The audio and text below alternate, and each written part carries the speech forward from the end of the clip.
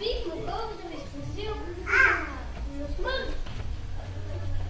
Оставя ми вечер. Зато съм отпадали сега. Спаси ме!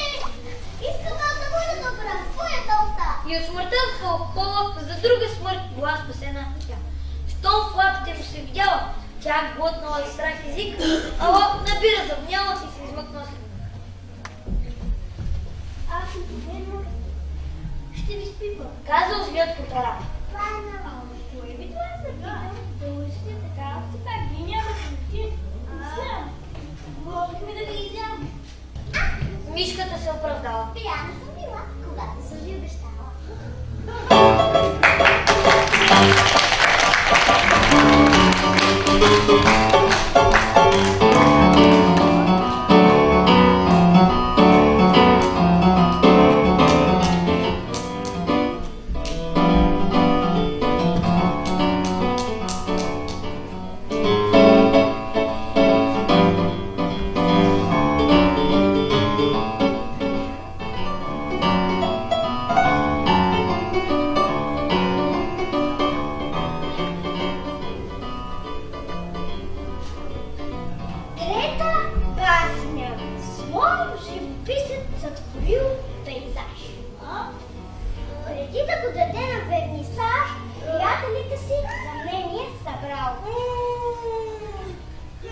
Ами ако не съм успял, дали ще е много строг съдът, с какви ли критики ще ме даят или с похвали ще ме наградят?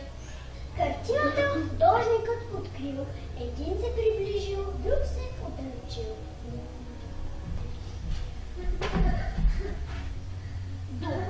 Добър пейзаж, започвам, но тук не виждам. Нил.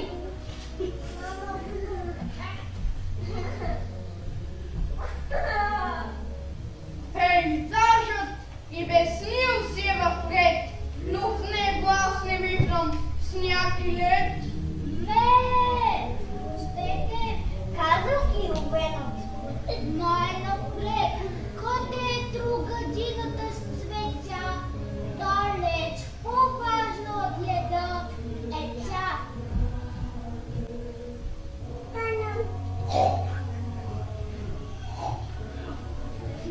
Подела розовата свиня.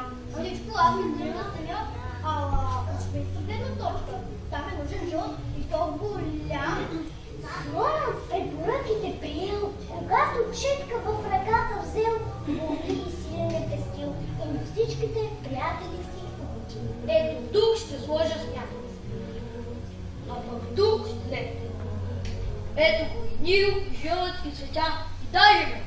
Най-сетне, всичко е готово. Събрал слонът близките отново, разгледали новия пейзаж и тихичко прошепнали. Елаш! Ти, друже, като слона ме бъди, съветвай се, но умно отсъди. Щом решиш на всички да угодиш, то само ще си навредиш.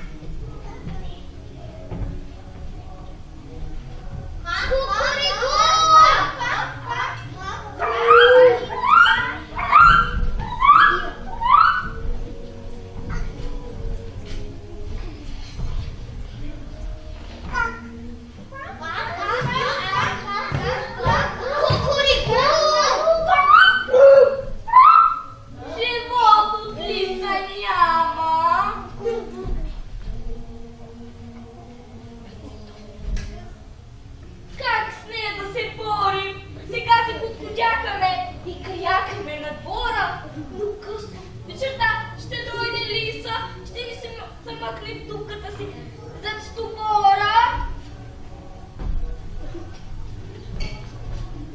Кажете, що да сторим? Кой иска думата за смели предложения? Как най-сетне да победим лисана, този заукрадец? От мястото си някой направи предложение. За да се чуват стъпките на този стар хитрец, машината и нека закачим звънец. Браво! Браво! Чудесно предложение! Да се разбягаме, ще можем да на време. Крякнала кокошката със сериозен вид. Идеята чудесна е! Решение да вземем! Съгласил се високо. Не трябва да се дреме! Но кой ще стои той? Технически въпрос. Отвърнал весел Тос, който предложението внесъл поуката за някой навярно и мразна. Без практиката всяка горе се празна.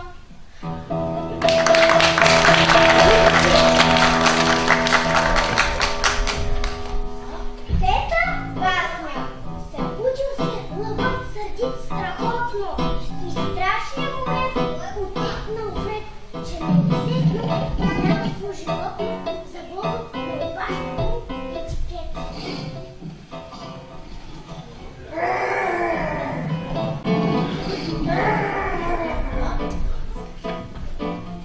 На етикета с подпис непознат, написан Маргарет, дата, номер и печат.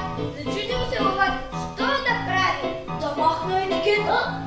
Тогава, що отговарям? То се знае, що му поставя номер, дата и печат. Отишъл при животните си подчинени.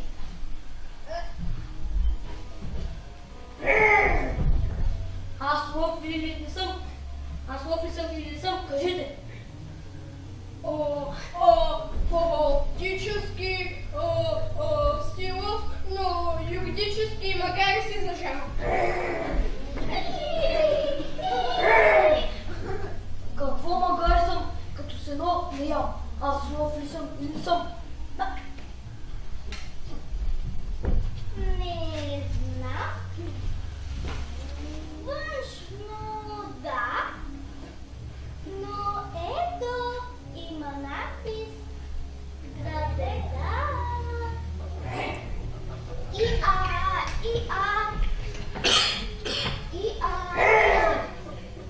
Магари, ти защо мълчиш?